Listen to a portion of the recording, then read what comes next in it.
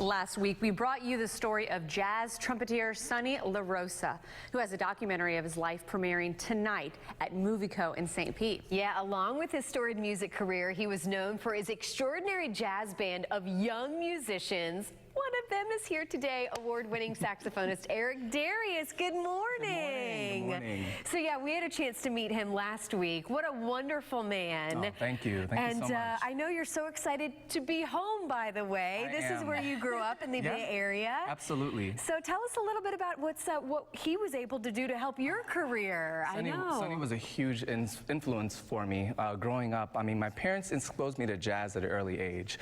So I was listening to music when I was a little kid, but it wasn't until I was 10 years old I joined his band, America's Youngest Jazz Band, band from ages 5 through 12, and we traveled all over the world, performed at the Montreux Jazz Festival in Switzerland. I was 10 years old, performing in front of thousands of people, and that was like that life-changing moment, just being in a foreign country. These people don't speak English, but I realized that my music was affecting them. They were smiling and dancing and clapping. That's when I realized that music is really a universal language, and that's when I decided that this is what I want to do for the rest of my life. Well, Eric, take us back.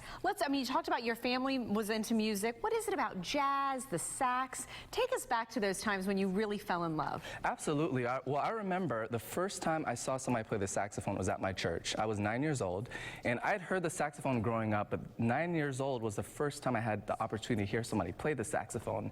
And the sound, the emotion, the soul, the expression, it was almost like a voice, and I could almost hear the words coming through the instrument. And that's when I decided I want to play the saxophone because it was just so expressive.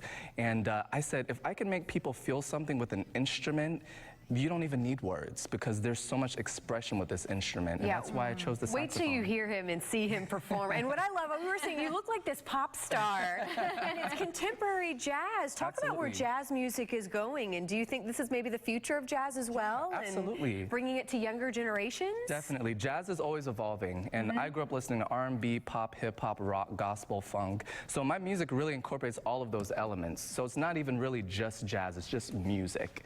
And so I make music for all demographics, all generations, for younger people, for older people, and it's just good universal music that everybody can relate to. That's what my music is about. We can't wait for you to hear him. So again, you will be tonight at Movico, right? Yes, I will be there making a special appearance for Sonny. So excited to be there to support him, and I'll play a couple songs and pay homage to him. Well, let's go ahead. Can we get you to play for us this morning? Absolutely, I'll be glad to. Thank you so much for being here this morning. My pleasure. Thanks for having me. All right, and again, there is the info for tonight's performance.